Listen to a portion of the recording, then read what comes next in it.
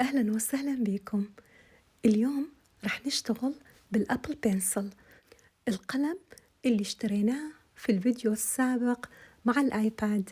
الفكرة من هذا العمل اللي رح أقوم بتنفيذه مستوحاة من كلمات قصيدة الشاعر المبدع مظفر النواب. القصيدة بعنوان مرينا بيكم حمد.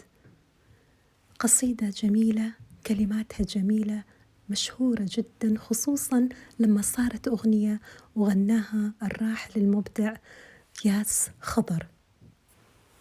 أتمنى أن تنال إعجابكم. مرينا بيكم حمد وإحنا بغطار الليل، واسمعنا دقق هوا وشمينا ريحة هيل. يا ريل صيح بقهر، صيحة عشق يا ريل، هودر هواهم ولق حدر السنابل قطع. يا ابو محابس شذر يلشاد خزامات، يا ريل بالله بغنج من تجزي بمشامات. ولا تمشي مشية هجر، قلبي بعد ما مات، هودر هواهم ولق حدر السنابل قطع. يا ريل طلع ودغش والعشق كذابي، دقبية كل العمر ما يطفع الطابي.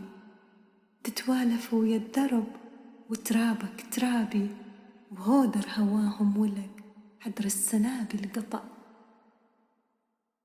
أنا ردلوق الحمد ما لوق أنا الغيرة، يجفلني برد الصبح وتلجلج الليرة.